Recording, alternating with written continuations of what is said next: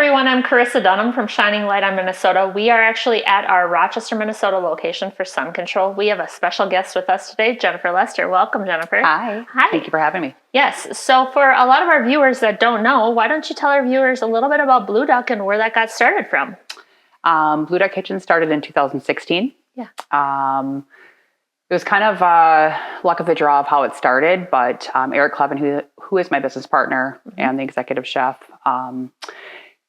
him and I were on a donation event together. I put a package together for a Boys and Girls Club for the chair fair. Dinner package essentially for 40 people is what we designed in a space it was a Bleu Duck space. Yeah. That had no running water, no kitchen, still fully under construction. Oh boy. But we sold a package for 40 people, 8 courses in this space as a little pop-up dinner. I was at the country club still at that point, and Eric was still at Four Daughters at that point. But pulling off a 8-course dinner for 40 people behind curtains on portable burners. Oh boy. Was pretty magical to see how that all went down. Yeah. I know I left that night thinking, oh my gosh, how did this even come into play? How did this happen? It turned out so amazing. We raised a ton of money on this event. Wow. About a week later, Eric had reached out and asked if we could meet for coffee. And that kind of transpired into me stepping into a position with Bleu Duck. As originally as to come on as an event coordinator. Yeah. I asked if I could kind of buy into that and maybe take a leap of something different. I never imagined having a restaurant in my lifetime. I've always been in food and beverage for the most part. But it seemed fitting at the time, and I was ready for a little shift and something to kind of revamp my taste for the service industry. So that's kind of the history of the Duck. Yeah. Essentially, it was a pretty cool startup. But, absolutely. What kind of cuisine or what kind of food can people find there when they're there? I would say we are classic American with a flair. We like doing classic dishes, but putting our flair on things. Yes. So I always say we present foods to you that make you wonder why textures and flavors marry well together. We want to push your taste buds. We want to put a hot dog on that can be loaded with different things that you wouldn't imagine being on that. Right. We want to have a great burger. Yep. But yet we want to offer, fresh oysters and fresh catches of the day and different components like that. How did the oysters roll into that? Oysters is kind of a cool story too. Eric was in Maine, just kind of doing some research on oysters in general. Ended up stumbling in to meet this gentleman named John, who is from Maine Oyster Company. He's kind of the name in Maine of he can get you oysters. He can ship them around. He knows a lot of different farmers. They ended up talking how they could ship oysters to Minnesota because John at that point was only shipping oysters in state Maine. So Eric had called me and said, hey, what do you think about opening an oyster bar? We always laugh about this because I joke around because I'm like, are you crazy? We live in Minnesota. Really? Yeah. Ocean, Minnesota. Hey. Exactly. So before he came home from that trip, oyster coolers had arrived at the Duck. I'm like, oh, we're actually doing this. Oh boy, here we go. So that has been an absolute amazing journey. Yeah. Because there's a lot of people in the community that really, really love oysters. And we get people from that drive all over. Amazing. To come down to have our oysters. So we have an oyster menu 6 days a week. Okay. And there's usually like 8 to 12 different oysters that are shipped in. Nice. Mainly East Coast. We gravitate a little bit more towards East Coast, one, because of the relationship that we have with them. Yep. But the waters are more fresh and they're more consistent. So, so that's been a pretty cool, just something different to bring, I think, to Rochester. How did you get into the food and beverage industry? Have you always been in it, or is it something you kind of stumbled across later on? I have. Probably since the age of 12. I'm from a small town near Wabasha, which is Kellogg, Minnesota. It's about a town of 700 people, and I worked at our local cafe there as a young girl at age 12, 13, washing dishes, bussing tables, and then moved into like cooking and serving and all that good jazz. It was ran by 2 women, a mother and a daughter duo, which was pretty inspiring. I didn't realize how inspiring it was until I branched out off on my own. Until you got on your own, yeah.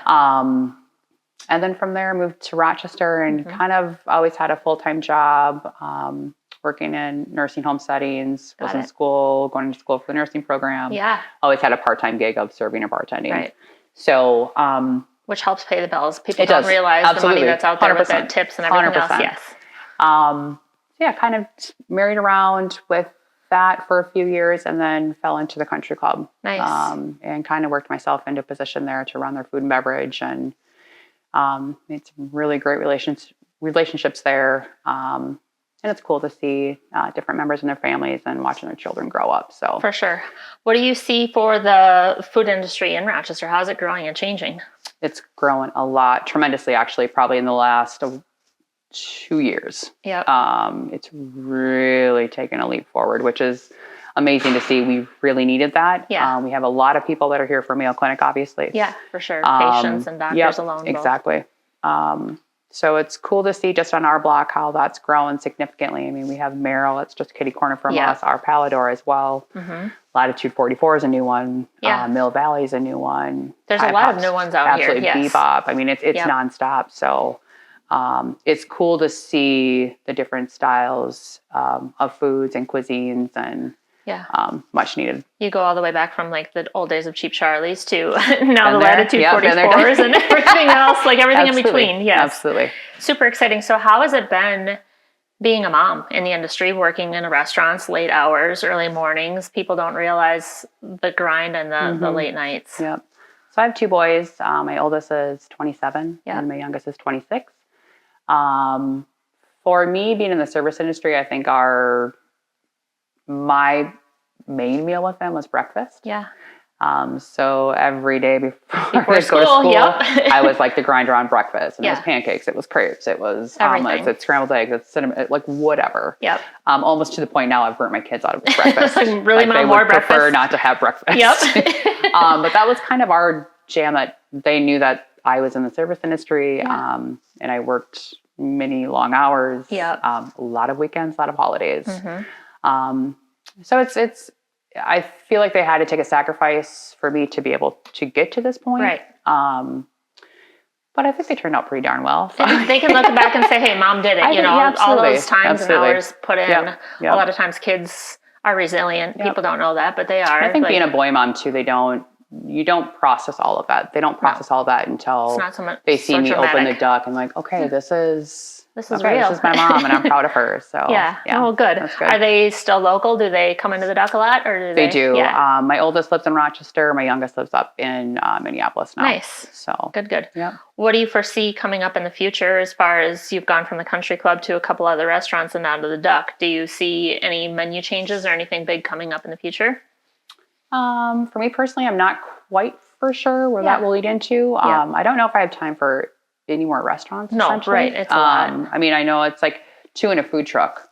Yeah. The food truck is essentially, I feel like, a third restaurant on wheels. And it's seasonal, but that was a learning curve for us, but it's been really great. So I don't know what will be my next steps in life. Right. We'll kind of see where it takes me, I guess. We'll kind of see what happens. So Bleu Duck's been around for about 8 years. How have the trials and tribulations in and around Rochester with the changes and things like that made the business ebb and flow? I think for us, when we first opened in 2016, I felt like we were linen tablecloths, glassware, no TVs. Mm-hmm. And I think that people have that immediate perception that it's high end, it's not approachable. Yeah. And we'd always joke around when we opened up the duck that we didn't want to be called fine dining. We wanted more of the fun dining. Yep. We wanted servers that were experienced and new food and new wine and new cocktails. Mm-hmm. A kitchen staff that could, come up with these crazy ideas on a menu and execute them, and the plates look beautiful. Yep. But yet be, an awesome bar program and have great fun items on bar programs and a good happy hour. Yeah. So our first 2 years, it was a kind of a struggle of trying to figure out like, where do we need to be to make people know or educate people that we are approachable? Right. We're no more expensive than any other restaurant in Rochester. We probably are, I like to think we're a little bit on the cheaper side. Yeah, right.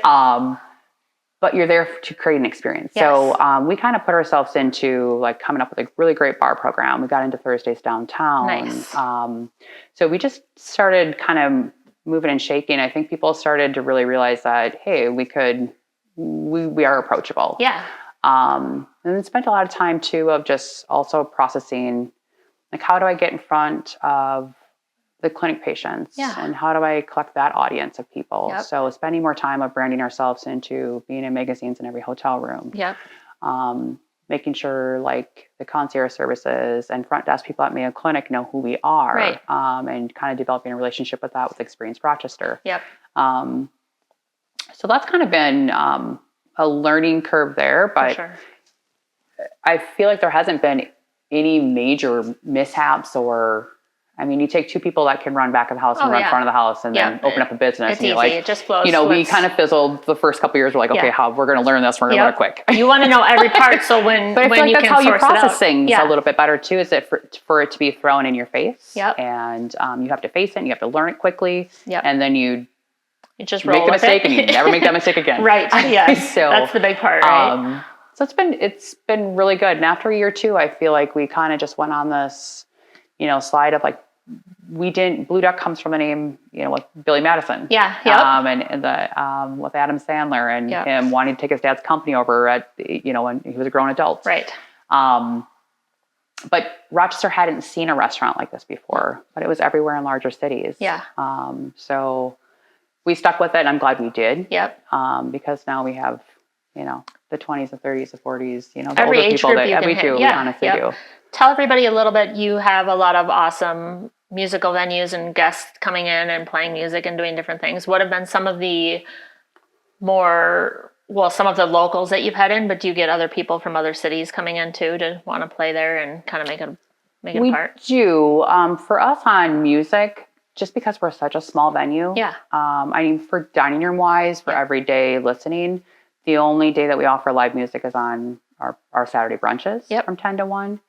But our back event space, which can seat 75 people, about 100, 110 on a cocktail style party. Yep.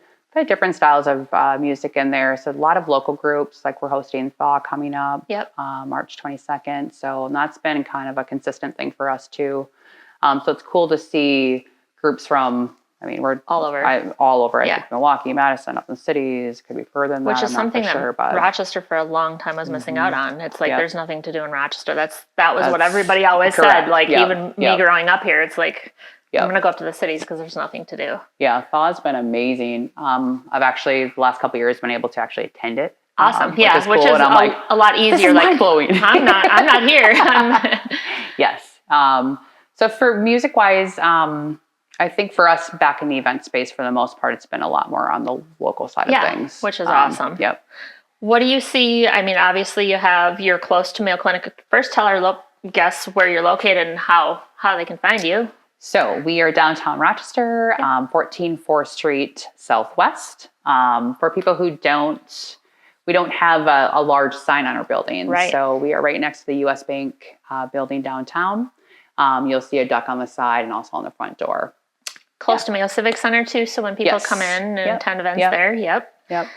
So you have kids, you've been busy with the kids. What's been your why through all of it? Has it been family more so, or has it just been, what's been your driving force? Yeah, I think I feel like maybe trying to find myself full circle. Mm-hmm. I think as a young person being in the service industry and that's all right. You can get caught up into, the late night hours, which, I feel like we all have done that. Yep. But there comes a time we grow out of that. Mm-hmm. And you have to pivot and you have to kind of put yourself first and realize what are the things that you need in life and what are the things that you don't need. Right. So that was a huge kind of turning point for me of how can I grow and learn from opening the Duck and also finding myself and being a better person for me, for my family, for my husband. Right. I think now I lost the question, but yeah, that's all right. Have you had any major mentors along the way that have kind of helped and guided you into different roles and different positions that you've done? Yes, I think without realizing that they were mentors for me, I growing up in a small town, and working at the Town and Country Cafe in Kellogg, and having the women there, kind of teaching the ropes of what's right and what's wrong, to start with, and kind of lighting that fire and that passion for the service industry. I think mentors for me have been some close friends. I've kind of narrowed down my friend groups. Yep. I have a lot of acquaintances. But I think dialing in those people that are most important for me, which are, my boys, my husband, my parents, my sisters. So I kind of look at work style wise, and there's a couple ladies in my life that are service industry wise that we kind of bounce ideas off of, and so close friends are more so probably mentors. For sure. Yeah. Someone that you can turn to and just say, hey, this is what I'm seeing. What are you seeing? Or do you think this would work? Yeah. I think it's kind of amazing to see, especially in Rochester, the amount of women business owners. Yes.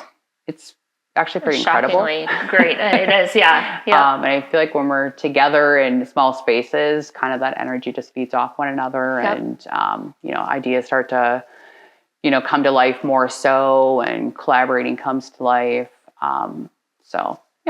Awesome. So you've talked about the collaborating with other business owners, other female business owners. How have you found those other business owners? Just by being out in front of people, or more so just from the restaurant, or both? I'd say a little bit of both. Yeah. Being in the service industry, for sure. I feel like when I opened up a Duck, and being downtown, opened a lot more doors for me on that level. I think when you're at the country club, it's a private club. Yep. Same people every day. The same way to work every single day, the same way back home. Kind of gets monotonous. It does. Yeah. But also those relationships there too have been incredible. So I feel like it's a combination of both. I think being out, going to other people's restaurants, and we're a little bit more on the homebody side. Yep. We're not out at every event. Well, you're in the industry. You're out working all day long. It's kind of one of those. It's exhausting. So it's like, when I have a day off, do I want to actually go do this? Right. Yep. But when I do, I'm like, okay, I'm really glad I did this, because to see what some of these other people do is pretty inspiring. So you guys have been doing some volunteering for different, like United Way, different things like that. Tell everybody about giving back. And that's huge for us. We kind of choose a different larger nonprofit for the most part, that kind of stick with us. So our first and foremost was Boys and Girls Club. Yep. We were very heavy involved with Boys and Girls Club. And we still are with them. I've now kind of shifted focus to Channel 1. And I feel like there's not enough knowledge and verbiage out there for people. Right. I don't think enough people realize how many people in our community face in food insecurities. So, giving back to families and children is kind of one of my biggest things. So I'm very involved with Channel 1. We do a lot of donating to different, school systems and stuff like that. Sure. So we're a little bit all over the place. It's kind of hard to say no. Well, right. But you don't want to either. I mean, when and you can see the difference that it's actually making in your own community or the communities around you, that's a big thing. Yep. What has been, when you've gone out and about, have you had a lot of different tastes that you want to bring back to Duck and be like, hey, this is amazing, I've got to try this in my own way, different things like that, or that's inspired you in the food industry? Yes, I would say my business partner, Eric, he travels a lot. Okay. So I feel like he's kind of the mastermind when it comes to, we should try this, we should try that. He wants to push the envelope. Yep. Which is really great. For me personally, I kind of look at, I'm looking, like, I went to Eugene, Oregon, last year. Right. And went to this amazing food truck, and they had this butter chicken crunch wrap. Yeah. And I'm texting Eric and I'm texting Zach who ran our truck. I'm like, dude, we need this crunch wrap. Like really bad. Let's find this. And that was created. So I think, travel does play a huge part into bringing back ideas, such as oysters and those types of things. So I personally can't think of anything more that I've thought about. Right, yeah. That's kind of like Eric's wheelhouse. That's his wheelhouse. What would be your favorite meal if you could pick one from appetizer to entree to dessert? Oh, boy. A good question, right? Depends on the day. Real good question. Menu changes a lot. So I would say...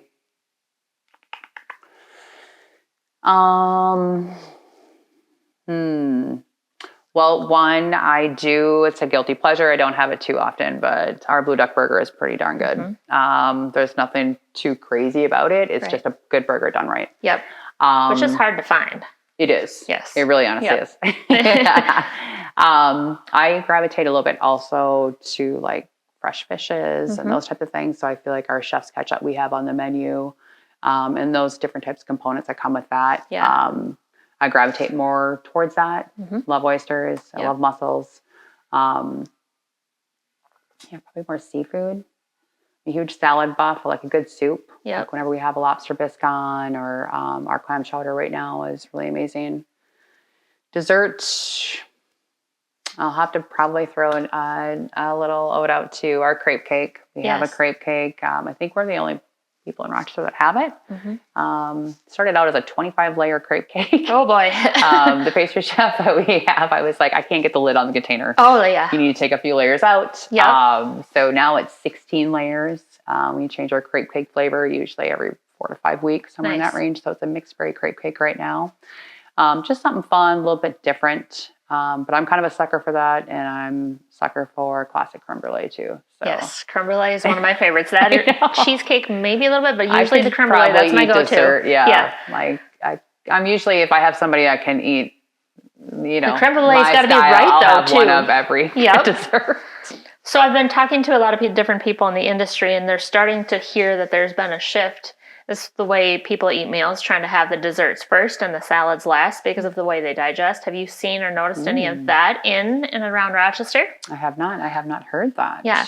So from what I've been told, quote, quote, the salad digests your food the easiest. So instead of having the salads first, people are having the desserts first, or the main meal with the desserts, then getting the salads at the end. So when they go home, they're not just tired and ready for the day. But that would be interesting to see if that comes full fruition around here. Well, I'm going to try that. I know. I want the dessert first. Who doesn't, right? Like I'm going to go in, I'm going to eat this and not eat anything else. Maybe one of each too. So signature cocktails and things like that would have been some of your bigger hits around. And what? We have a great bar program. So I think Corbin is our bar manager, does a great job.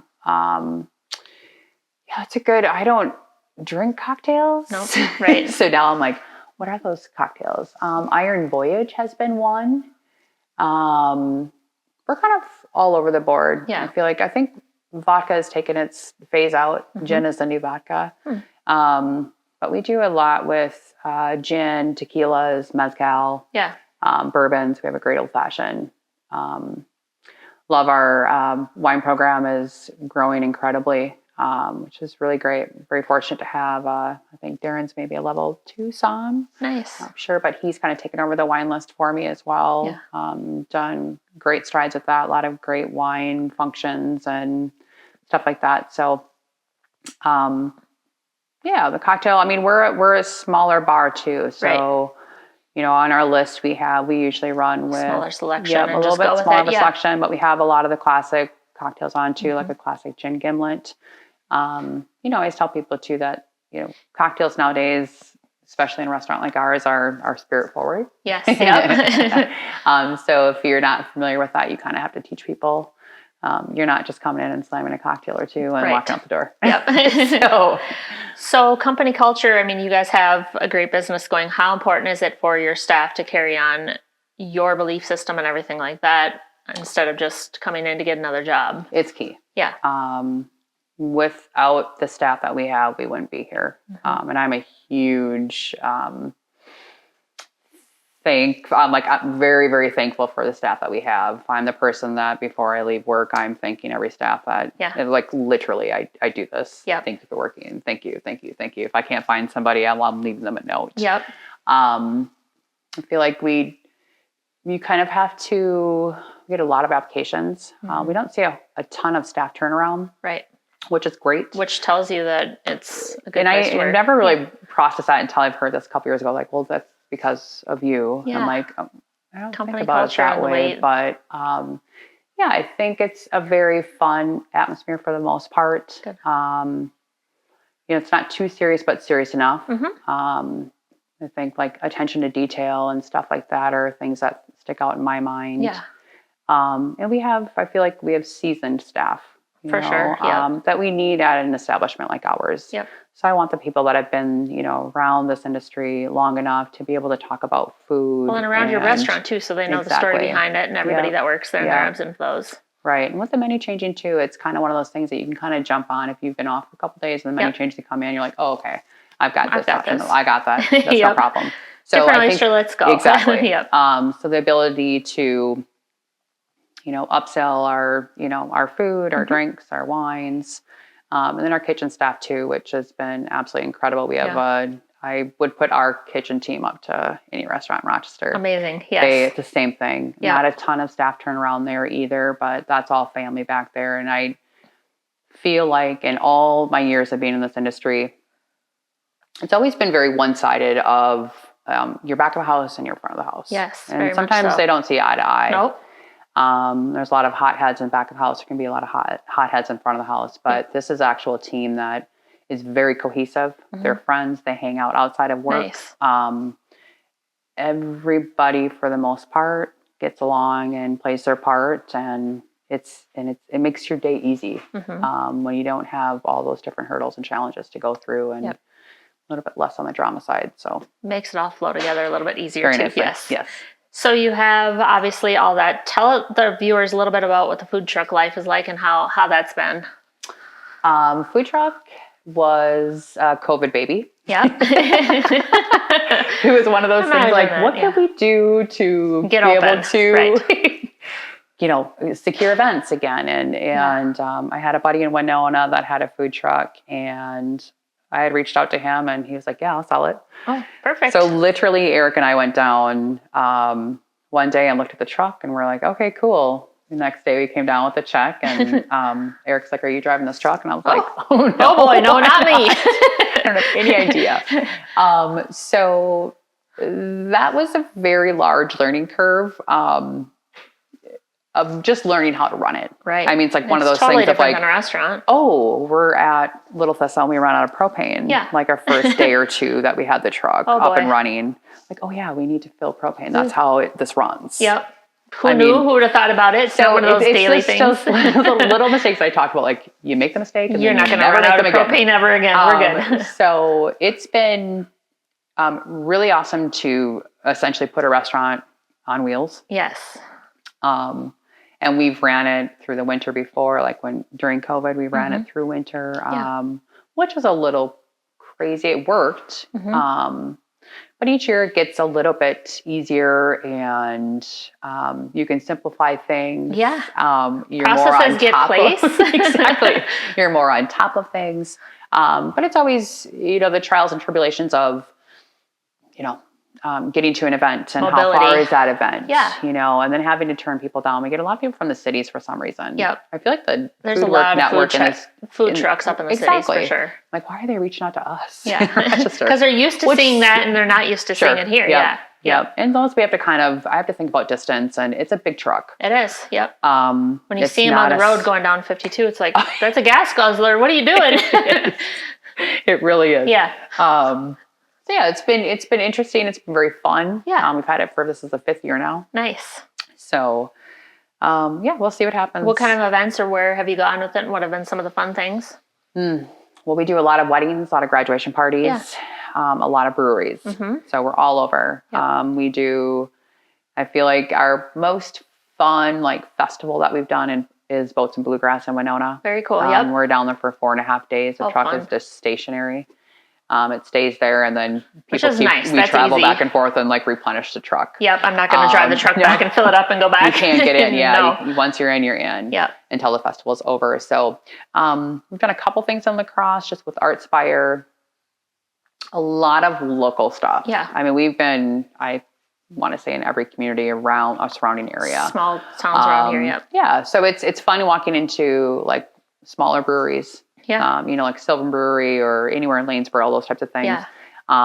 In the summers too, because those places are busy. Right. And it's something new. Yep. So, a lot of Mayo events, a lot of things for nonprofits as well. We're all over the board with that. Well, and I think that people, once they start to realize, hey, this is something that can be moved and can be going places, it starts to get a little bit easier for them to understand the concept of like, hey, I could go to a golf tournament here, or I could bring a food truck indoors for a big event at Mayo Civic Center. Yep. I mean, you start seeing the flexibility of that and where all that can go, but it's also a lot of wear and tear. Yeah, and you can see a lot of food trucks in Rochester right now. Yeah. So, it's grown a lot. What all do you guys do, or how long have you been down on Thursdays and First? We've been down there since probably 2018. It was probably, I think we were definitely a year in. I think it was our second year we started at Thursdays. Nice. We've introduced the lobster roll down there. Wonderful. And each year, especially now, the lobster prices are going up. So it's kind of like, so are eggs. Do we take it away? Exactly. Do we take it away? Do we not? Do we just increase the price and roll with it and see what happens? Yeah. So I don't know what will happen this year if we can make it happen. It's pretty incredible what the price of lobster is right now. Yep. So lobster rolls. We've done craft dogs before. We do cold pad thai salads.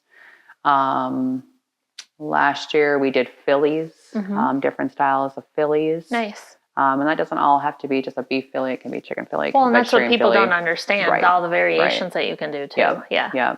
So we're a little bit all over the board with that. We always offer our Blue Duck Old Fashioned down there, and some type of a seasonal cocktail or two, and then some wines, kombucha, those types of things. But do you guys ever do anything with Rochester Fest, or do you kind of we don't? Because you're close enough to it that you have the main restaurant there too.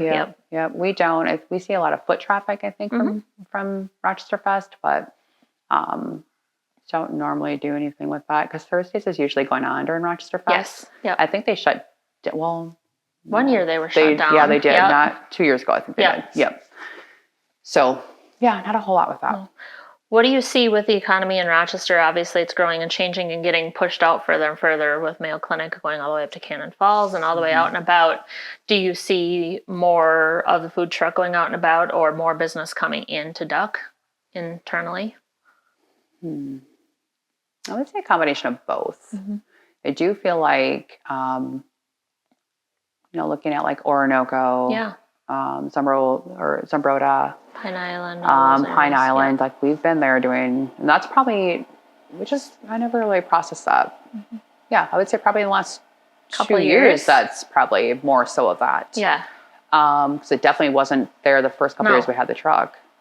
I feel like we have a lot of Zumbrota patrons that frequent the Duck. Yeah. We know a lot of the business owners on Main Street. I love Zumbrota. Yep. I really honestly do. Yeah. I always tell my husband, I'm like, I can move to Zumbrota. We're both small town people. Lives there. I know he's the one that put us in touch. So hey. Yes. So that's I've never actually really processed that, but I'd say probably the last couple of years. So obviously, it sounds like you're going to be moving to Zumbrota in the future. I know. You never get ready. know. Yeah, right.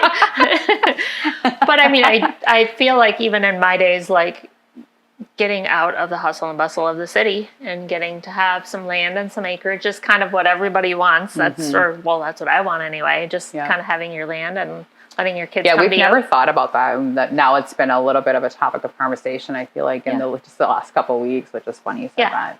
And Todd's a huge contributor.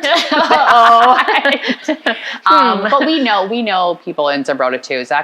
Jack and I we golf in Zumbrota. Yeah. That's our course. Got it. So we know a lot of the business owners there. Yep. It's Jack's hometown, Mazeppa, Zumbrota. Yeah. So, I kind of teetered, opening a restaurant a couple years ago in Zumbrota. That would be the full circle for him too. Right. Yeah. Right. That fizzled, and then we decided to open one up in La Crosse instead. So, I don't know. We'll see what happens. How is the La Crosse business going? I've been there a couple times. It's pretty amazing. Okay. La Crosse is an interesting town. It's growing out on Alaska Home and further out. Yes. It's got a really cool vibe. It's a different vibe than what Rochester is. I feel like they're downtown. Yep. It's have very more vibrant. And, They really honestly do. Yeah. But it's nice. I don't mind the drive at all. No, right. I mean, I feel like I would drive I-90 all day before 52, except in the winter. Yep. So you get on a 4-mile hill and it's Yep. You still do it. You know, I with growing up and being from Wabash, Calgary, our stomping grounds were Winona and La Crosse. So it's kind of weird that I've lived in Rochester for so long, and up until we opened Pato Azul, you know, I wasn't frequently in La Crosse, hardly ever. Mm-hmm. So now I'm down there a couple days a week, which is great, but it's a cool vibe. It's located on 4th Street, just like the Duck is, which is weird. Really weird, we didn't realize that until I started filling out like licensing, and I was like, wait, what? What am I writing? So it's cool. It's like the same size as the Duck, other than, you know, the additional size for our event space at the Duck. But cool vibe. But it's, you know, obviously it's a little bit cheaper there too. So we were a little bit limited on this space with the kitchen that was already built in. Yes. It's an electric kitchen, so you're a little bit limited on what you can do. You can cook and move around and do. We chose a taqueria, which has been really awesome. Yep. Again, I feel like that's kind of at that hump too of where the Duck was, where it takes like a year or two to kind of get established. Yes. People start figuring out who you are. Yep.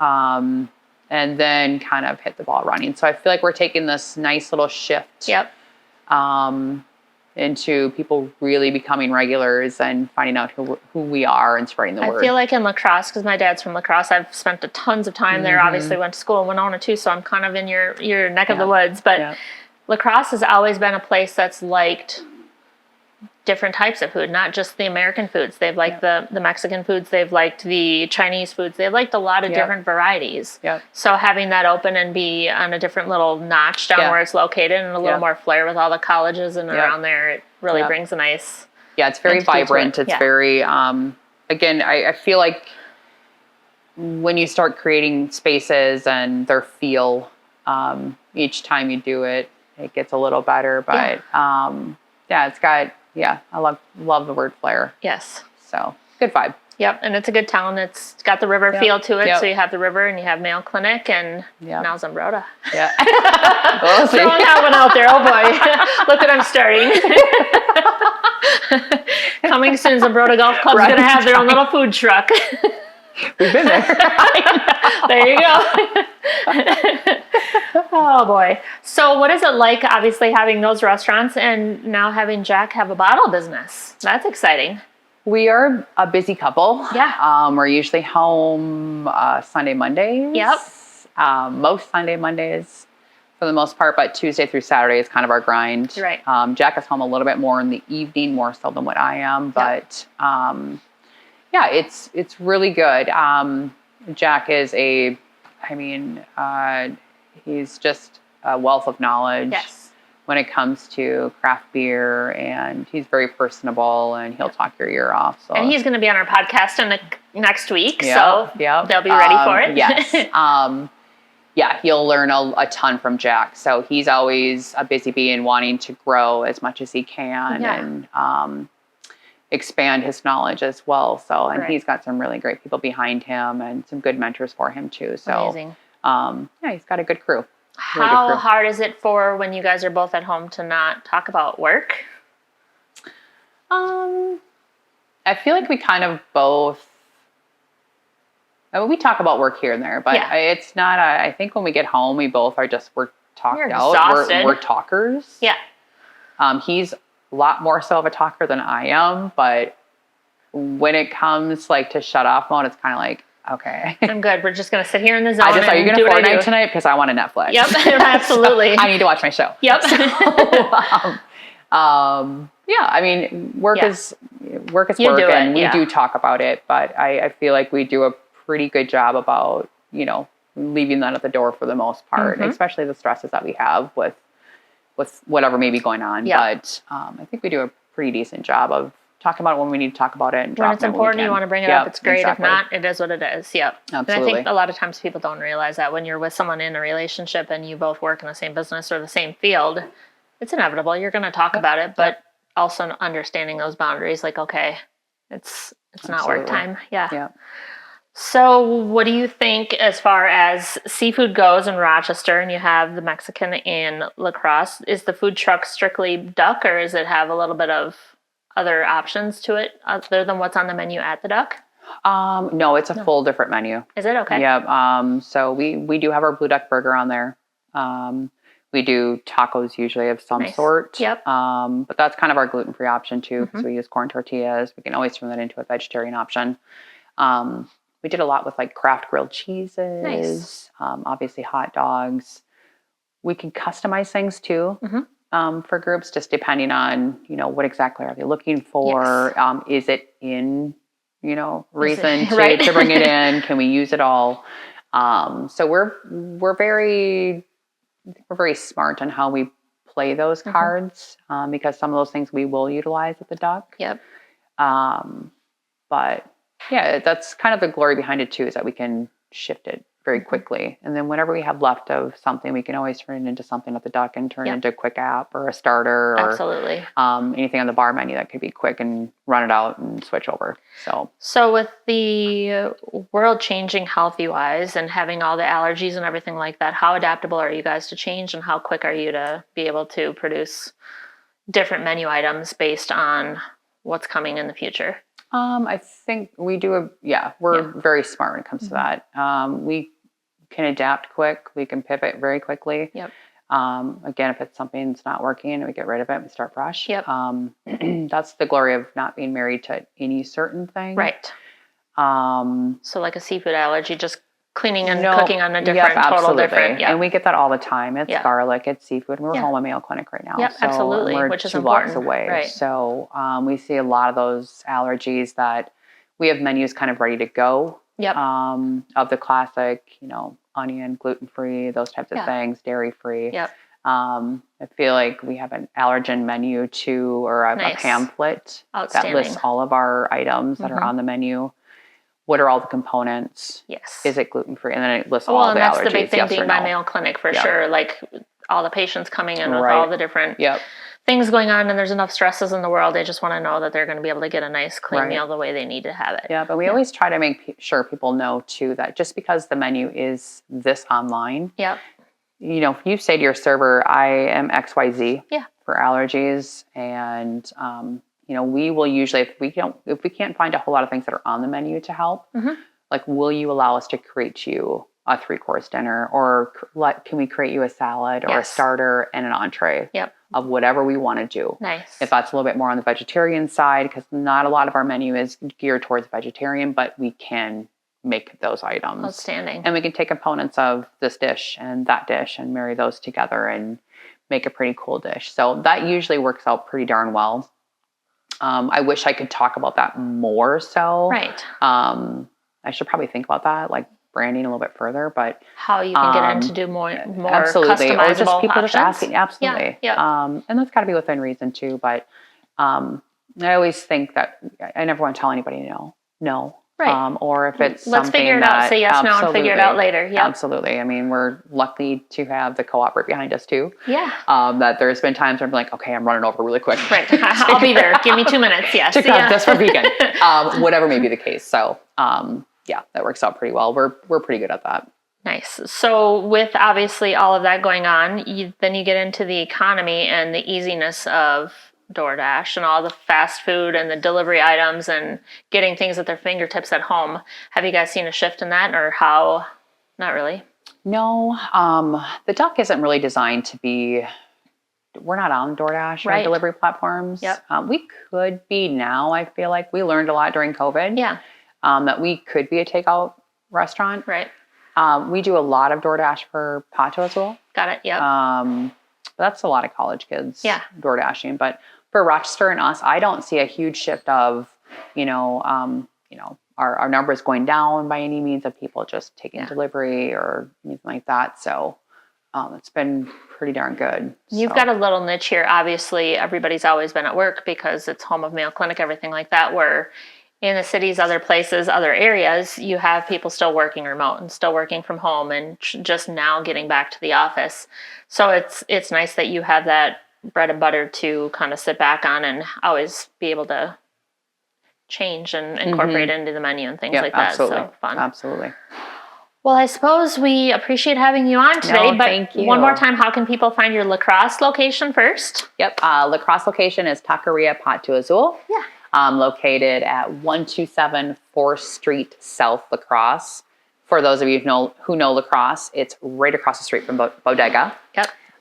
Rochester location, which is Bleu Duck Kitchen, is 14 4th Street Southwest and located right next to US Bank, downtown Rochester. Perfect. Well, we appreciate having you on today, Jennifer. We look forward to letting all our viewers see this and then sharing it in our newsletter. Awesome. Thank you so much. Thank you.